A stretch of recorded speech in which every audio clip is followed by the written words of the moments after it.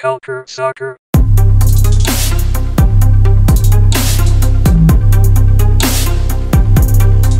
Bonsoir et bienvenue à ce nouvel épisode de CS à l'érable. Comme d'habitude, Adi Raphaël, un de vos hôtes pour CS à l'érable. Et je suis rejoint aussi, comme d'habitude, par mon cher collègue et allié, mon ami Daniel Cameron. Salut Daniel, ça va bien? Oui, je te remercie, Adi, ça va bien toi? Ouais, ça va. Hey, t'as l'air endormi, réveille-toi. Il est juste 7h30 là. Ben, c'est ça, bon bref, 7h30 ce soir, jeudi le 21 novembre. Et puis on enregistre bien évidemment ce podcast 100% dédié à l'actualité canadienne de soccer. Il y a beaucoup de choses à dire en fait en cette semaine. Si vous avez écouté le dernier épisode, on a parlé de ce match capital-là qui était supposé être capital surtout pour l'équipe nationale canadienne qui se déplaçait aux États-Unis, à Orlando, pour se battre contre les États-Unis. Finalement, comme on dit dans plusieurs contrées du monde, la montagne a accouché d'une souris. Donc, ça veut dire que effectivement, les États-Unis ont, point de vue résultat et point de vue score, tabassé le Canada en marquant 4 buts. Le Canada n'a pu marquer qu'un seul, donc une défaite 4-1. Après coup, bien évidemment, les États-Unis ont battu Cuba après coup aux îles Caïmans pour prendre la tête du groupe. Donc, le Canada est éliminé de la Ligue des Nations, de la CONCACAF. Non seulement il est éliminé, mais en plus il perd sa 6e place qualificative pour le HEX et se retrouve le Canada en 7e position. C'est le Salvador qui passe devant. Ça va être assez bizarre, mais bon, le Canada, sauf exploit extraordinaire, ne fera pas partie du X pour les qualifications de la Coupe du Monde. Mais en premier, rejoignons l'avis de mon cher ami Daniel Cameron sur ce match-là entre les États-Unis et le Canada. T'as pensé quoi de ce match-là, Daniel? Eh bien, je crois que c'est très décevant. Les conséquences, là, on réalise pas, là, mais ça peut être un tournant pour la Coupe du Monde de 2022. Malheureusement, le match a été plié assez rapidement. Là. Le premier but américain était dans les premières minutes et ils ont pu enchaîner rapidement pour mener 3-0 à la mi-temps. C'est rendu là, à la place de Herdman, j'aurais pas su quoi dire pour motiver les joueurs à la mi-temps. C'est sûr qu'il y a eu des choix douteux dans son 11 partant. Entre autres, Davis, défenseur gauche. Je crois que j'en ai déjà parlé dans les podcasts précédents. Mais c'est pas du tout sa place. On voit par le fait même que Cavallini n'a pas les épaules pour être un titulaire dans les matchs importants. Pas pour le moment, du moins. Et dans l'ensemble, Borjan aussi, peut-être ça serait le moment de passer le flambeau, là. Il a fait un bon match dans le match aller, c'est sûr, mais on dirait qu'on peut pas toujours compter sur lui, là. Dans l'ensemble, j'espère que l'équipe nationale va prévoir des matchs amicaux dans les prochaines semaines, dans les prochains mois plutôt, pour essayer de remonter au classement FIFA, parce que le Salvador est déjà en train de travailler là-dessus. Que je crois que ça va être très difficile pour 2022. C'est sûr que là, on peut pas retourner sur le format là, du Hex et tout. Déjà que c'est très discutable que la CONCACAF ait choisi cette solution, puis on reviendra pas là-dessus. Mais actuellement, avec le système actuel, il va falloir travailler fort sur des matchs amicaux pour remonter dans le classement. Puis ça, c'est quelque chose que ça fait des années qui aurait dû être pensé.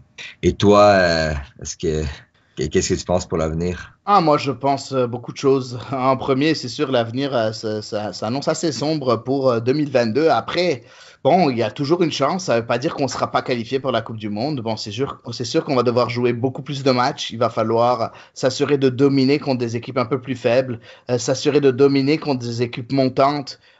Ou bien des équipes qui ont dominé à un moment donné. On parle des équipes montantes comme le Curaçao, comme Haïti, comme ce genre d'équipe-là. Mais aussi, on va falloir faire attention à une équipe, par exemple, comme le Panama, qui ne devrait pas faire partie du X non plus et qui est quand même très, très dangereuse. Bref, la seule chance encore et la chance minime que le Canada puisse se qualifier, c'est vraiment disputer des matchs amicaux contre des très hauts classés. Je parle pas de très hauts classés dans les 30 premiers du classement, mais des très hauts classés au-dessus de la 60e place du classement FIFA pour pouvoir les s'imposer contre eux, pour pouvoir avoir beaucoup plus de points. Ce que je trouve dommage, par contre, je ne vais pas revenir trop sur le format, je veux juste vous rappeler quelque chose, c'est que la décision de la FIFA et de la CONCACAF, ben, c'est sûr, ils ont travaillé ensemble main dans la main, que je trouve vraiment déplorable, c'est que maintenant, on voit une équipe comme le Salvador qui se retrouve en 6e place. Elle a gagné beaucoup de points en s'imposant contre Montserrat, puis la République dominicaine. Donc, deux équipes, on s'entend, nullissimes. Et c'est une équipe qui joue dans le groupe B, dans la Ligue B de la CONCACAF. Donc, déjà, ils jouent contre des équipes plus faibles, tandis que le Canada se retrouve qui fait partie de la Ligue A, se retrouve hors du Hex. C'est quand même assez bizarre. C'est très, très, très bizarre comment une équipe qui joue dans une compétition inférieure se retrouve mieux classée qu'une équipe qui joue dans une division supérieure et qui a fait le bon résultat, parce qu'on s'entend que le Canada a quand même gagné 3 de ses 4 matchs. Après, bon, on va me dire oui, mais c'est par rapport au classement sur les années passées. C'est vrai, mais je pense que la CONCACAF aurait dû y penser à l'avance, peut-être faire rentrer ce système-là pour la Coupe du Monde 2026 ou même pour la Coupe du Monde 2030. Mais je pense que c'était pas le bon moment. Il n'y a pas eu assez de temps.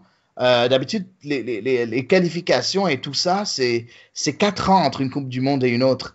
Il fallait donner ce 4 ans de gap-là pour permettre à la nouvelle génération qui va représenter le Canada de montrer le meilleur d'elle-même et montrer le meilleur classement qu'elle est capable d'avoir. Après, d'un autre côté, revenons sur ce match-là. Beaucoup d'erreurs du côté du sélectionneur. Je pense que le sélectionneur, John Herdman, a des problèmes des fois.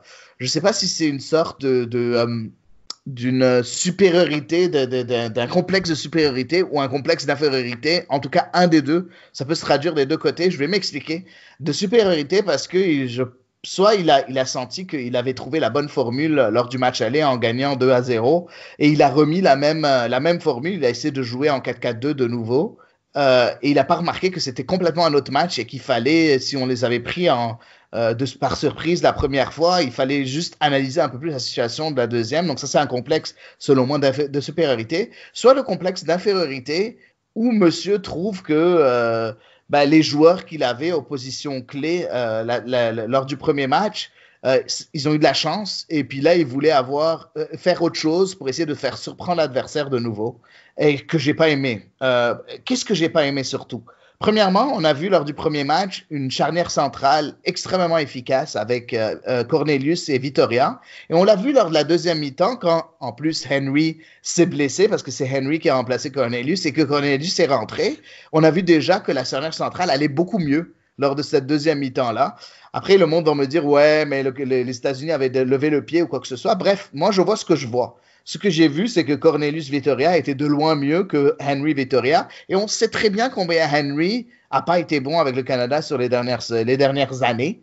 Donc, bref, très surprenant ce choix-là. Deuxième choix, et j'en ai parlé sur ce podcast-là avec toi, Daniel, la semaine passée. Je ne sais pas si tu te rappelles, mais on parlait des latéraux et on disait comme quoi on aimait le fait qu'on ait un latéral extrêmement offensif en tant que latéral droit avec Richie Laryea, qui est contrebalancé par un latéral gauche extrêmement défensif avec Kamal Miller, et on trouvait que ça balançait l'équipe. Tu te rappelles de ce qu'on avait dit? On avait bien dit ça. Cette fois-ci, si tu remarques, si on regarde les buts, allez voir les buts, mais essayez de trouver un endroit où vous pouvez voir le match au complet, mais allez voir les buts, le tout début de l'action sur les buts, les 3 premiers buts. Okay? Vous allez voir que les 3 premiers buts, c'est exactement la même erreur. On a les 2 latéraux extrêmement hauts. Soit ils n'arrivent pas à faire leur repli défensif, et sur les 3 buts, si je ne me trompe pas, c'est Alphonso Davies les 3 fois qui a été mis en tant que latéral gauche. Soit ils font une erreur, une faute. Je pense que c'était sur le but marqué sur coup franc. Donc si je ne me trompe pas, c'est le 3e ou le 4e. Bref. Et tu as une 3e fois. Et la 3e fois, c'est aussi une question de repli défensif sur un dégagement de Milan Borjan. Il y a un gros dégagement de Milan Borjan. Et puis là, on voit Davis et Laryea qui sont très hauts sur le terrain. Il y a juste 2 défenseurs centraux. Le dégagement arrive directement aux États-Unis. Puis les 2 latéraux sont complètement déjà à la rue. Donc on se retrouve avec un 4 contre 2 ou un 4 contre 3. Là, il y a but. Écoute, arrivé à là, si tu n'as pas encore compris ça en tant qu'entraîneur, en tant que sélectionneur national, c'est que tu as un problème. Tu es en train de jouer à l'extérieur contre une des forces de ta région. Il faut savoir t'adapter par rapport à ça. Je ne dis pas de park the bus, comme on dit, et de garer l'autobus pour ceux qui aiment la traduire en français. Non, je dis au moins d'être un peu plus perméable. Moi, j'aurais bien aimé voir un 4-3-3 avec, bien évidemment, Kamal Miller à gauche en défense, avec un Cornelius et un Vitoria en défense centrale, avec un Richie Larea à droite, avec toujours Milan Borjan, avec au milieu de terrain Piet, Kay et Arfield. Et puis après, devant, avec Davis à gauche, David à droite et Cavallini en pointe. Ou bien Davis à gauche, Hoylett à droite et David devant. Bref, il avait cette option-là qui est un 4-3-3 beaucoup plus imperméable, capable de pouvoir supporter les assauts adverses et faire du mal offensivement aussi. Puis tu mets tes meilleurs joueurs à leur meilleure position. Après, on va me dire, ouais, mais Davis, il a été tellement bon en tant que latéral gauche avec le Bayern. Oui, mais guys, on n'est pas le Bayern. On est très loin d'être le Bayern. Après, vous allez me dire, ouais, mais si tu regardes le match du Bayern, oui, je l'ai regardé, le match du Bayern. Ils jouaient contre Dortmund et puis ils avaient 3 de leurs défenseurs centraux qui n'étaient pas là. Oui, je suis au courant. Mais par contre, tu avais qui en défense centrale? Tu avais David Alaba et tu avais Avi Martinez.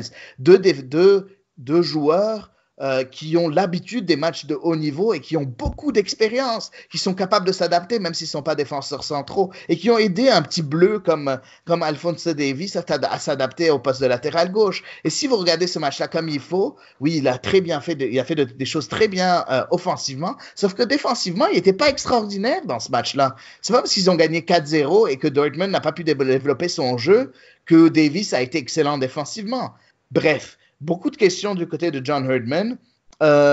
Tu parlais un peu de deux joueurs en disant que Borjan, il va falloir changer. Je ne suis pas trop d'accord. Je trouve que Borjan est encore le titulaire. Il a 32 ans. Il est dans la force de l'âge en tant que gardien. On s'entend qu'un gardien de but, ses meilleures années sont entre 30 et 34 ans. Ça, c'est les meilleures années d'un gardien de but d'habitude. Après, bon, je dis 30 et 32, 30 et 33, disons. Plus 30 et 33. Puis il est capable de jouer facilement jusqu'à 35-36 sans vraiment perdre de sa superbe. Et puis pour Lucas Cavallini, moi je pense qu'il était dans le pire match possible, avec la pire formation possible pour se faire valoir. La pire formation possible pour se faire valoir. Parce qu'il se retrouve avec une équipe qui joue bas, avec une équipe qui n'est pas capable de lui amener le ballon. Combien de ballons il a touché? Combien de ballons on lui a donné? Très peu. Pourquoi? Parce qu'il était mis dans les mauvaises dispositions. Bref, beaucoup de points d'interrogation du côté de John Herdman. Par contre, le point positif dans tout ça, c'est qu'on a tendance à oublier. Nous avons une équipe nationale très jeune. Okay? Des erreurs, ils vont en faire. Et c'est comme ça qu'ils vont apprendre. Peut-être qu'on ne va pas se qualifier en Coupe du Monde 2022. C'est très possible. C'est même très probable. Par contre, il faut que ces joueurs-là commencent à savoir c'est quoi le haut niveau. Parce que bon, il y a plusieurs autres échéances. Pourquoi on va sauter directement à la Coupe du Monde? Il y a la Gold Cup 2021. La Gold Cup 2021, où le Canada est déjà qualifié, pour ceux qui ne le savent pas, ça va être très important. Ça va être la compétition où le Canada va pouvoir montrer qu'on est capable d'être bon. Mais à ce moment-là, il n'y aura plus droit à l'erreur. Et pour ça, il va falloir que les matchs amicaux qu'on va faire soient bons et que le Canada soit capable de montrer tout son talent et continuer à performer dans les qualifications pour la Coupe du Monde 2022 qui auront peut-être déjà commencé avant même la Gold Cup 2021. Donc, il y a ces échéances-là. Après, il y aura la Coupe du Monde 2022. Puis, disons, si on arrive, disons, en demi-finale ou en finale de la Gold Cup, rêvons un peu parce qu'ils ont ce talent-là et cette possibilité-là. Ben à ce moment-là, ça va nous mettre dans une très bonne disposition pour remonter dans le classement et bien évidemment avoir de plus en plus de matchs amicaux contre des équipes extrêmement fortes, peut-être même essayer de compétitionner lors de la prochaine Ligue des Nations CONCACAF. Bref, il y a beaucoup de choses qui peuvent encore arriver. C'est une équipe très jeune. Donc, allons voir ce que ça va donner. Ça aurait été bien qu'on ait eu un petit match nul aux États-Unis ou quoi que ce soit, mais bon, bref, ça a été difficile. Une dernière chose aussi, j'aimerais féliciter les États-Unis qui ont, malgré beaucoup de joueurs clés qui étaient absents, on parle de José Altidore, on parle de Michael Bradley, on parle de Zach Steffen, et Christian Pulisic, bien évidemment, la pépite qui joue à Chelsea. Ils ont très bien joué contre le Canada. Ils ont changé, Craig Berhalter a changé son système de jeu. Son système de jeu qui est d'habitude basé sur la possession, ben, il l'a jeté à la poubelle, puis il a décidé de jouer en contre-attaque contre le Canada pour surprendre le Canada et ça a marché. Ça a marché dès la 2e minute avec le but de Jordan Morris, puis ça a continué à marcher tout au long du match où le Canada a été pris de court à chaque fois. Donc bref, beaucoup de choses, beaucoup de satisfaction du côté des États-Unis, beaucoup de points d'interrogation du côté du Canada. Est-ce que John Herdman va commencer à apprendre, va apprendre de ses erreurs? On l'espère très très bien. Voilà ce que j'ai à dire sur ce match-là. Je ne sais pas si tu as quelque chose à ajouter, toi, Daniel? Non, moi, c'est parfait.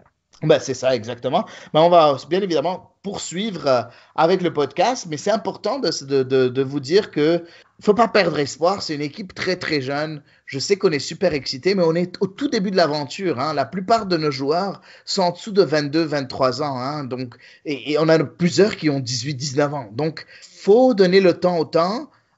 Quand tous ces joueurs-là auront 24, 25, 26, 27 ans, c'est là qu'on sera en plein milieu de cette génération dorée et là où les résultats seront primordiaux et seront extrêmement importants pour faire passer le Canada à un niveau supérieur. Donc, soyez patients avec cette équipe nationale-là. Est-ce que ce sera sous Herdman que ça va arriver ou sous quelqu'un d'autre? Je suis pas trop sûr, mais on verra bien.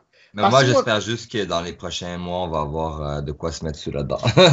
Ouais, ben c'est sûr. Ce que Herdman a dit, c'est quand même assez intéressant après le match, c'est que oui, on veut essayer de se rattraper avec les matchs amicaux, sauf qu'il faut voir quelles sont les nations qui ont envie de jouer contre le Canada. Parce que c'est très bien de faire des matchs amicaux, mais il faut que l'autre équipe veuille faire un match amical contre toi. Si jamais tu vas demander, disons, on va trouver un club qui est classé dans les 60 premiers, disons, je sais pas moi, le Monténégro ou bien le Kosovo qui vient de faire de très bons résultats dernièrement avec une équipe très très jeune, ou bien, bon, le Kosovo n'est pas super bien classé, mais même là, ce serait quand même intéressant de voir le Kosovo, ou bien des équipes comme ça, la Serbie ou des trucs comme ça en Europe, pour ne nommer que ça, ou bien en Afrique. Est-ce que ces équipes-là est-ce qu'ils ont l'argent pour se déplacer au Canada, ces fédérations-là? Habituellement, c'est l'équipe qui invite qui paye, là, qui paye le voyage. Donc, c'est sûr que ça nous coûterait beaucoup d'argent. Mais ça dépend. C'est pas tout le temps le cas, malheureusement, Daniel. Je suis désolé de te contredire. C'est pas tout le temps le cas. Ça dépend, en fait. Ça dépend des fédérations. C'est une entente entre les deux fédérations. Mais d'un autre côté, si jamais c'est pas eux qui payent, est-ce que le Canada a les moyens de payer ce genre de déplacement, que ce soit pour lui ou que ce soit pour recevoir une équipe? Dans les deux cas, la fédération, je pense, Canada Soccer, n'a pas non plus un puits inépuisable de fonds, de ressources. Donc, bref, il faut voir ce que ça peut donner et qu'est-ce qu'on est capable de faire avec les matchs amicaux. Bref, j'ai hâte de voir ce qui va se passer dans le futur. Moi aussi. Continuons dans le podcast avec d'autres sujets quand même assez intéressants. On va commencer par un sujet qui, je pense pas, va nous prendre beaucoup de temps, mais je pense qu'il est très important à mentionner. C'est Jeff Paulus, l'entraîneur-chef des Eddies, du FC Edmonton, qui vient de prendre un nouveau poste en plus de poste d'entraîneur. Il vient d'être nommé maintenant en tant que directeur général par intérim. C'est quand même surprenant parce qu'il va occuper les deux postes. On sait que c'est par intérim, bien évidemment. Sauf que c'est intéressant. Tu penses quoi de ce changement-là? Ben, je crois que ça peut être bien, puisque lui, il est quand même FC Edmonton tatoué sur le cœur, comme on dit. Et en plus, il étudie dans le cadre d'un MBA actuellement, là, donc ça peut être intéressant pour son avenir, si ça l'intéresse plus des tâches de gestion plutôt que d'être entraîneur. Donc ça peut être intéressant pour lui. Après ça, il faut pas que ça soit très longtemps parce que c'est deux chapeaux. Là, c'est la saison morte. Il peut se le permettre, mais éventuellement, faudrait remplacer le poste. Mais je trouve que prendre quelqu'un de la maison, juste pas voir comme ça s'est passé dans d'autres clubs des fois que la personne cumule plusieurs postes et se perd d'un à l'autre. Là. Ouais, mais je pense qu'il a assez la tête sur les épaules pour ne pas se perdre. C'est quand même quelqu'un qui a déjà occupé deux postes au sein de Edmonton. Il a été assistant, puis il a été à l'académie en même temps de 2011 à 2017. Il ne faut pas oublier qu'il avait déjà occupé deux postes en même temps. Et puis, ça peut être quelque chose d'intéressant de le voir occuper ces deux autres postes-là. Après, bon, ces deux autres postes, les deux très importants. Donc, ça fait un peu bizarre. Par contre, juste une petite anecdote, j'étais en train de chercher un peu sur Jeff Paulus, qui a toujours été, bien comme l'a dit Daniel, qui a Edmonton tatoué sur le cœur. Mais aussi, c'est intéressant parce que si tu regardes un peu les études qu'il a faites, c'est quelqu'un qui a eu un bac en histoire et en sociologie. Et après coup, et c'est juste dernièrement qu'il s'est lancé un peu dans les affaires où en 2017, il a complété un master en administration des affaires, donc Business Administration en anglais. Puis là, il fait son MBA, donc qui est, c'est ça, qui est le MBA aussi en Master of gestion des Business affaires. Administration. Voilà, Ouais. c'est ça, Mais je sais qu'il y a exactement. il y a une formation militaire initialement. Là. Il en parle souvent d'ailleurs. Ouais, c'est ça. Il a aussi une formation de business. En tout cas, donc, bref, quelqu'un qui a commencé complètement dans l'histoire et dans la sociologie, qui se retrouve à la tête d'un club de foot. C'est quand même beau de voir que tu n'as pas besoin spécialement de t'être lancé dans quelque chose qui a vraiment rapport avant de trouver ta passion et de trouver vraiment le métier qui te va comme un gant. Parce que Jeff Paulus, effectivement, ça lui va comme un gant. Et puis, ce poste-là, comme tu l'as dit, va beaucoup l'aider pour finir son MBA. Donc, ça va être intéressant. On va voir ce que ça va faire et ce que ça va donner de ce point de vue-là. Donc, ça, c'est pour Jeff Paulus. C'est sûr que là, il porte plusieurs chapeaux. Donc, je pense que si tout va bien du côté de Edmonton, tout le monde pourra dire c'est grâce à Jeff Paulus. Puis si tout va mal, ce sera juste la faute de Jeff Paulus. Ça, c'est le bouc émissaire est déjà tout trouvé. On passe à la prochaine annonce et je pense que c'est une annonce euh, énormissime. La Première Ligue canadienne, donc la CanPL, a annoncé avoir eu une entente avec une compagnie qui s'appelle Stats Perform, qui est une compagnie qui fait affaire avec Opta. Pour ceux qui ne connaissent pas, c'est quoi Opta? Opta, c'est une compagnie qui cumule les statistiques lors des matchs de soccer. Donc, il fait toutes sortes de statistiques, des choses extrêmement précises. Et ça, c'est à travers le monde. C'est la plus grande compagnie de statistiques à travers le monde.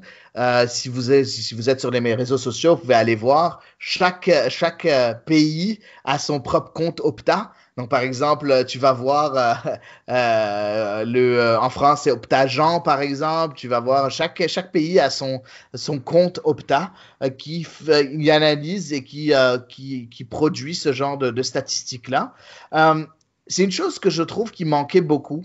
Parce que avec cette entente avec Stats Perform, c'est que les fans, les joueurs, les entraîneurs, les recruteurs, tout le monde aura accès à des statistiques très, très détaillées. Ce qui manquait beaucoup du côté de la Canadian Premier League. Moi, quand je faisais des fois des recherches sur un match, par exemple, que je n'avais pas vu, parce qu'on s'entend, oui, on parle de tous les matchs à chaque semaine, mais pensez pas qu'on les voit tous. Des fois, on n'a pas le temps de les voir tous. On en voit un ou deux, et puis après, on finit par le troisième. On va chercher des informations, on essaie de voir ce qu'on peut donner, mais finalement, on n'est pas surhumain non plus. Donc, en voyant les stats, ça nous permet de comprendre certaines choses. En additionnant ça, en voyant à peu près, au lieu de voir le match au complet, de le voir en 15-20 minutes, en regardant les gros moments, pas des petits moments de 1 minute ou 2 minutes, mais les gros moments. À ce moment-là, on est capable de beaucoup plus analyser et comprendre comment les coachs ont voulu jouer, comment les joueurs ont pu évoluer et quelles sont les performances de chaque joueur. Et ça va beaucoup nous aider. Ça va beaucoup nous aider à nous qui couvrons cette ligue-là. Et je pense que ça va beaucoup aider tout le monde et surtout les recruteurs, les coachs et ainsi de suite à avoir sous la main ce genre de statistiques. T'en penses quoi, toi, Daniel? Moi, je pense que c'était vraiment bien que la Ligue rende ces informations gratuites, parce qu'ils auraient pu les donner seulement au club. Mais je pense qu'il y a une volonté un peu de démocratiser l'information et qu'ils se disent peut-être que des journalistes ou des fans vont pouvoir en faire des analyses pertinentes. Et ça finit par profiter à tous. Et de toute façon, une fois que les statistiques existent, c'est très bien que les fans ne paieront jamais pour les avoir et que eux, ils ont déjà payé pour les avoir pour les utiliser pour la Ligue. Donc, pourquoi pas les partager avec le public, les journalistes qui pourraient en faire ressortir des constats intéressants. Ouais, effectivement. En tout cas, c'est assez beau de voir ce qu'est capable qu'est-ce qu'ils sont capables de faire ces compagnies-là et de nous donner accès à ces informations parce que, effectivement, c'est des données quand même inestimables dans le domaine et dans le monde du soccer. Si vous allez voir les autres ligues, elles ont tout accès à ces informations-là. Il y a plusieurs sites qui en parlent. Il y en a des millions, je vous laisse découvrir des millions qui parlent des statistiques des matchs et des joueurs et ainsi de suite. Dans la Canadian Premier League, on n'avait pas accès à ça. Là, on aura enfin accès à ces informations-là. Très, très, très satisfaisant. Puis là, on va passer par un autre sujet et je vais te laisser le commencer, mon cher ami Daniel, parce que c'est quelque chose qui t'intéresse beaucoup. Ben, c'est les transferts ou bien les resignatures ou bien ce qui se passe dans le mouvement du personnel du côté de la CanPL. Il y a beaucoup de choses à dire. Beaucoup, beaucoup, beaucoup de choses à dire. Donc, je vais te laisser y aller. Donc, parle-nous un peu de ces transferts-là, puis on va en parler, toi et moi, au fur et à mesure. Eh bien, premièrement, je vais juste faire une mise au point. Actuellement, il n'y aura pas d'annonce d'arrivée avant, je crois, janvier. C'est là que la fenêtre va être ouverte. Donc là, c'est surtout des annonces de signature ou de non-signature. Ouais. Et même les annonces de non-signature sont pas définitives, à moins que vous entendez parler qu'un joueur a signé à l'étranger.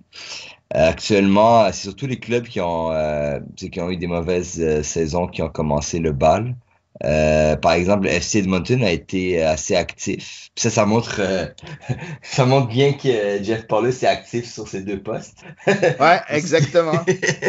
Actuellement, il a annoncé plusieurs re-signatures, notamment joueurs qui étaient assez importants la saison dernière, comme Easton Ongaro, Tommy Amiobi, Ramon Soria, Karim Moses.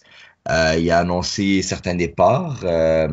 Notamment, le plus triste, c'est Omar Duke. Mais il avait dit à Jeff Paulus que c'était un départ difficile, mais que, étant donné que c'est un joueur international et que, tu sais, par rapport au salaire et tout, il faudrait sacrifier des fois un bon joueur pour aller chercher d'autres bons joueurs ailleurs. Et par contre, il avait mentionné que pour Amr Didic, ça serait difficile de le garder parce qu'il dit qu'il a le niveau pour la MLS. Paulus trouvait que dès qu'il a signé, il avait le niveau pour la MLS, mais que ça serait difficile de le garder, mais qu'il aimerait bien, puisque Amr Didic, il est pas né au Canada, mais il a vécu, depuis qu'il a migré au Canada, il a vécu à Edmonton. Donc, c'était un retour à la maison pour lui. Il y a Connor James, qui a pas encore été renouvelé. Mais moi, je pense que, à mon humble avis, il devrait prolonger, là, mais c'est une question de temps. Dylan Pauley, le deuxième gardien, en fait, c'est le premier qui est devenu deuxième. Il n'a pas renouvelé, mais Jeff Paulus garde la porte ouverte. Il a dit que il aspire à être numéro un. Lui, Jeff Paulus avait plutôt l'ambition de concurrencer les deux gardiens. Donc, il va voir qu'est-ce qui va se passer. Il y a aussi Sung Young Chang qui est prolongé, un autre joueur Sud-coréen. oui, ouais, j'allais dire international, oui, sud-coréen. Il y a le Québécois Philippe Lincourt-Joseph qui n'a pas été prolongé. Il y a James Marcelin, le joueur international haïtien non plus. Oui, mais En il tout a à cas, peine joué, James Marcelin. En tout cas, il ouais, n'a pas joué. C'était un gros flop, je trouve, du côté d'Edmonton. Je m'attendais à ce qu'il joue beaucoup plus. En fait, j'en avais parlé au début de la saison. Je m'attendais à beaucoup plus de lui. Après, peut-être qu'effectivement, il rentrait pas juste dans l'effectif et dans la formation tactique de Jeff Paulus. Mais en tout cas, on l'a peu vu. Par contre, un joueur, j'ai oublié de le mentionner, mais c'est Prince Amanda qui a été re-signé. La ouais, lui, petite sensation qui a très bien fait en fin de saison. Il a été re-signé il a juste 18 ans, hein, il ne faut pas oublier. Il aura 19 ans au mois de mars l'année prochaine, mais n'empêche, c'est un très très très jeune joueur qui a très bien fait avec Edmonton dans les derniers matchs lors du dernier championnat. lui et Marcus Velado-Tsegay, deux jeunes joueurs de l'académie qui ont assuré. Et pour conclure sur Edmonton, je sais pas si vous vous rappelez, on avait parlé de Tony Tchani Ouais, qui avait lui est joué à parti. MLS. Ouais, lui, il reviendra pas non plus. Il était Non. venu en milieu de saison, il avait pas joué pendant plusieurs mois. Il était libre et il est arrivé libre et il n'y a pas eu un gros impact. Sinon, York Nine a annoncé cette semaine que Nathan Ingham va rester. Avait annoncé initialement plusieurs joueurs qui vont pas rester. Mais sinon, par Ingham, on connaît personne pour 2020. J'aimerais, HF, oui. excuse-moi, j'aimerais ajouter une dernière chose sur Edmonton. Excuse-moi, Daniel, avant de passer à York Nine. Tu as parlé de Tommy Ameobi, puis j'aimerais le dire, c'est bien qu'il re-signe parce qu'il ne faut pas oublier que Tommy Ameobi a fait partie du club pendant des années, mais en fait, il est à 4 buts de devenir le meilleur buteur de l'histoire du club. Qui est maintenant Daryl Fordyce. Et il ne faut pas oublier que tout le monde pense Edmonton, c'est un des rares clubs de la CNPL, en fait, le seul club de la CNPL qui existait bien avant la CNPL. Hein. Il était là de 2010 en 2018, 2017, pardon, en NASL. Donc, il y a une certaine histoire, puis ça peut être très intéressant de voir Tommy Ameobi devenir le meilleur buteur de l'histoire de ce club-là. Il faudra qu'il marque un peu plus, c'est tout. C'est On tout lui ce que je voulais souhaite. ajouter. Ouais, On lui souhaite. Mais en exactement. tout cas, Edmonton a été très actif. Mais le plus important maintenant, ça va être, quant à moi, ça va être Didic, Connor James Connor James, surtout, ouais, je pense. Ouais. Militan Mgia. C'est trois joueurs que j'aimerais bien voir rester. Ensuite, comme j'ai dit, York Nine, Nathan Oui. Ingham est le seul qui est resté. Telfer est retourné de près. Et là, je sais qu'il y a eu des choses qui se sont passées avec lui en MLS à suivre dans les Euh, en prochaines fait, semaines. Telfer est en négociation maintenant. Il n'a plus de contrat avec Toronto. Son option de contrat n'a pas été levée par le Toronto FC. Donc, mais ils sont encore en négociation pour lui faire signer un contrat. Donc, on Ensuite, verra. Je pense qu'il a aimé son expérience, mais on voit bien qu'il y a le niveau pour la MLS ou ailleurs là, dans le monde. Je sais pas s'il y a des contacts, si son agent a l'ambition de. Mais je pense pas qu'on va le revoir, mais je sais que le club aimerait bien. Là. Ensuite, York Nine, il y a beaucoup de joueurs qui ont pas prolongé, là, notamment Matt Silva, qui était le deuxième ou troisième gardien, on sait plus trop. Gogarty, Furlano. Furlano, je suis quand même surpris, parce qu'il n'a pas été mauvais les matchs que je l'ai vus. Il n'a pas été titulaire non plus. Il y a d'autres joueurs qu'on n'a pas trop vu jouer, là, comme Cyrus Rollocks, Stephen Lamana, Austin Ritchie. Ensuite, à Halifax. Halifax est particulier.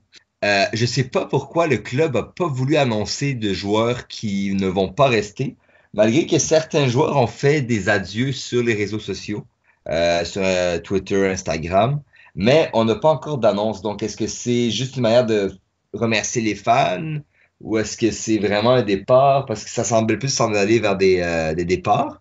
Il y a Oxner qui a été re-signé, qui a été la sensation. Il a réussi à prendre la place de partant de John Michael Williams. Il y a Alex. qui a été lui aussi une très très grosse déception. Hein. Pour Ouais. ceux qui savent pas c'est qui John Michael Williams, c'est vraiment un joueur de 35 ans, un gardien de but international trinidadien depuis des années et des années, depuis 2003. Qui était supposé être la sensation, en tout cas au poste de gardien de but. Moi, je m'attendais à ce que ce soit le meilleur gardien de but de l'année. Finalement, il a été nullissime.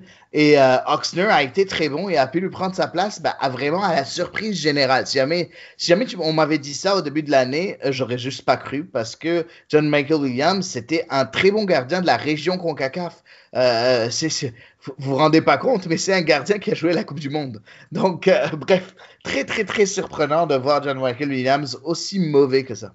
Ouais, et là, Oxner a été re-signé. En fait, si on regarde, le HFX Wanderers a signé Oxner, a signé Scott Firth, qui était un produit local. Les deux seuls qui viennent de la région. Aujourd'hui, il y a eu Alex Descarolis, le défenseur, qui a été signé. Et il y a eu deux Trinitéens, Hakim Garcia et André Rampersad, qui ont été... mais c'est Hakim Garcia qui a été le meilleur buteur de l'équipe. Et André Rampersad qui a été un des meilleurs joueurs au milieu de terrain. Là, il y a eu, comme j'ai dit, il y a eu beaucoup de joueurs qui ont annoncé leur départ, mais on attend que le club le confirme. Et pour l'instant, le club a voulu y aller au compte-gouttes en annonçant que des joueurs qui sont restés. Il y a Pacific FC a annoncé beaucoup de départs, mais encore personne qui est resté. Il y a eu des retours de prêt en MLS là, de Blake Smith et David Norman Jr. Le Valor a rien annoncé pour le moment, tout comme le Forge FC. Cavalry a annoncé que plusieurs joueurs cadres vont rester, notamment Carducci, Mason Trafford, Nicolas Giroud, Sergio Camargo et le jeune Aridin Pepple. Donc, pour l'instant, c'est tout ce qu'il y a dans le mercato.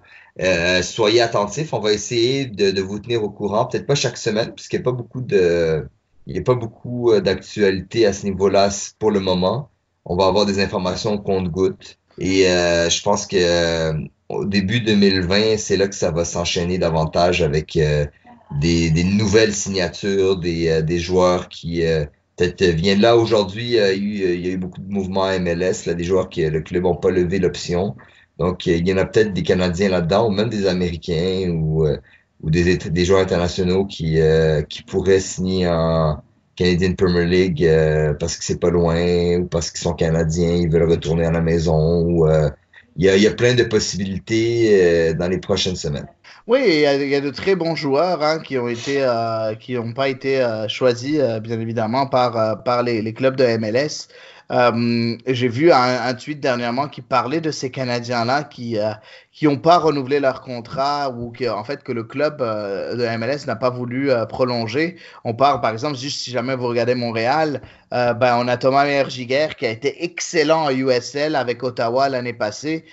Qui se retrouve sans club. Il paraît qu'il y a beaucoup de discussions. Il était très bien en USL. C'était un très, très bon défenseur de la USL.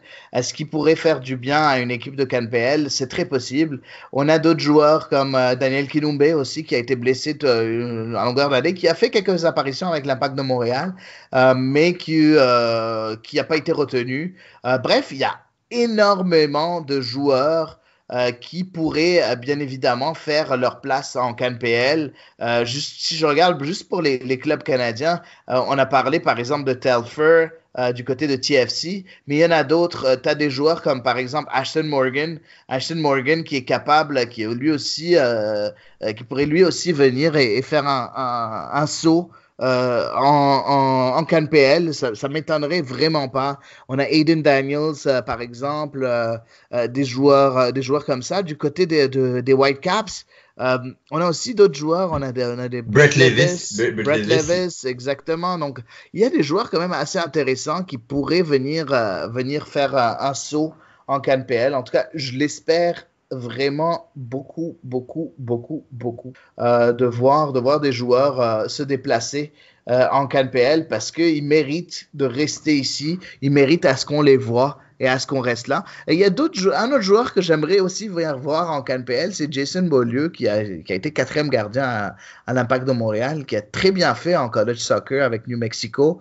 Il a été blessé l'année passée, mais si jamais il veut relancer sa carrière de soccer, CanPL, c'est la façon de le faire. Hein. Ouais. Puis, Mais pour un gardien, c'est toujours plus compliqué. Par contre, tu sais, actuellement, il y a eu quand même du bon calibre et c'est un poste qui se partage difficilement. Hein. Oui, c'est vrai, mais tu peux, si jamais par exemple, tu as Carducci a re-signé avec Cavalry, mais si jamais par exemple le Cavalry reçoivent une offre énormissime d'un club de MLS ou d'un club de USL ou d'un club de je sais pas où, voir un joueur comme Jason Beaulieu, ça peut être quelque chose d'intéressant. Même chose pour par exemple Connor James, si jamais il quitte Edmonton. Peut-être que ce serait intéressant d'aller voir Jason Beaulieu. On a vu déjà Edmonton vraiment venir piger dans les joueurs laissés libres par l'Impact. Puis ça a marché. Ça a marché. Tu as parlé de Tamgia où ça avait marché. Et même Joseph. Oui, Philippe Joseph, ça a été mitigé. Là, il n'a pas prolongé. Oui, mais il n'a pas été mauvais non plus. Oui, il n'a pas été extraordinaire. On s'attendait à peut-être plus, mais il n'a pas été mauvais non plus. En tout cas, moi, je ne pense pas qu'il a été mauvais. Bref, à suivre. Mais moi, quelque chose qui m'intéresse beaucoup dans les prochaines semaines, puis j'imagine que c'est pas juste moi que ça intéresse, c'est de voir les joueurs de Canadian Premier League. Premièrement, quand ils vont quitter, ils vont aller vers où? Surtout les bons joueurs, les meilleurs joueurs de la ligue, là. Par exemple, Tristan Borges ou Marco Carducci, comme tu as dit, tout. Est-ce que les joueurs vont partir pour des indemnités de transfert? Est-ce qu'ils vont partir gratuitement? Est-ce qu'ils vont partir où? Est-ce qu'ils vont aller en MLS? Est-ce qu'ils vont aller en Europe? Est-ce qu'ils vont aller en Asie? Moi, je suis très, très intéressé par par l'issue. Puis il faut pas oublier non plus que des joueurs qui vont pas être signés par des équipes vont peut-être signer dans une autre équipe de la Ligue. Donc, Ouais. c'est à suivre dans les prochaines semaines. J'aimerais juste préciser par rapport à ça. Excuse-moi, Daniel, je t'interromps, mais je veux vraiment préciser pour que tu changes pas de sujet. Je voulais parler de ce sujet-là. Une petite info. C'est pas vraiment une info, mais c'est presque une info. Je sais que pour ceux qui suivent un peu la MLS et l'Impact de Montréal, il y a eu des rumeurs qu'il liaient Tristan Borges avec l'Impact de Montréal, ce qui est très possible. Et je vais vous donner quelque chose d'additionnel.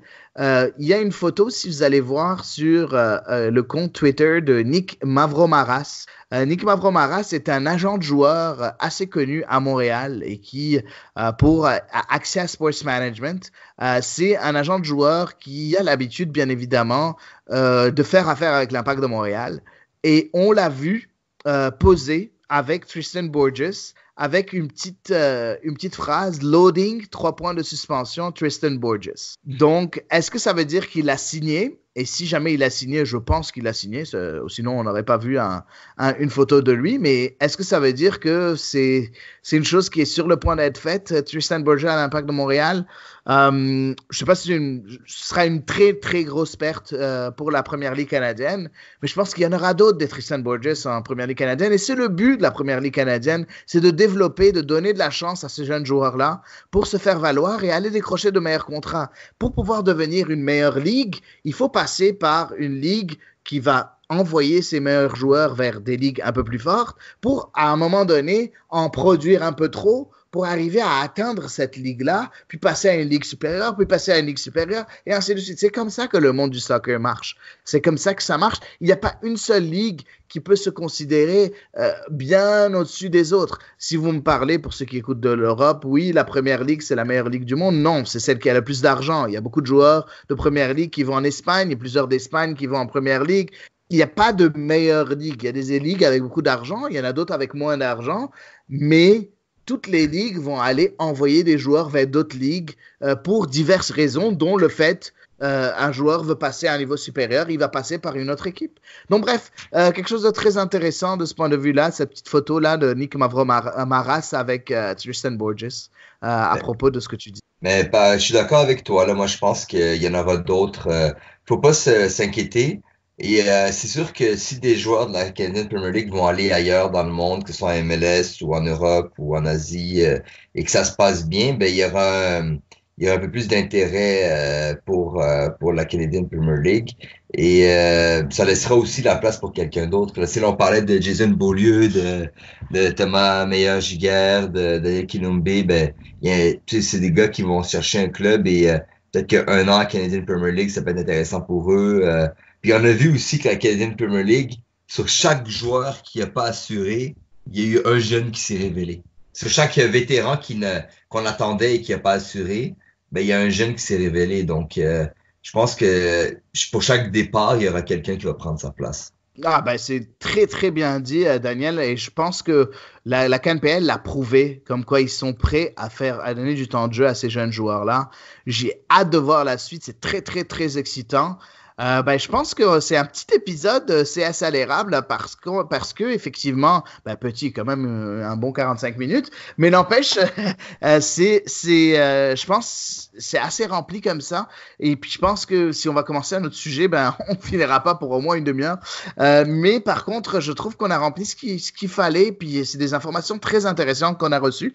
En tout cas, on a hâte à la suite. Sur ce, je sais pas si tu as quelque chose à ajouter, Daniel? Non, moi c'est parfait de mon côté. Je te remercie, Hadi, pour cet épisode.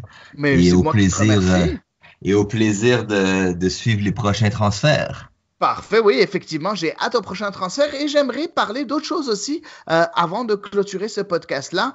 Si vous avez vu sur Culture Soccer, on a lancé dernièrement un article qui s'appelle « Par des passionnés pour des passionnés ». C'est un article qui parle de LibéraPay. On a ouvert un compte LibéraPay.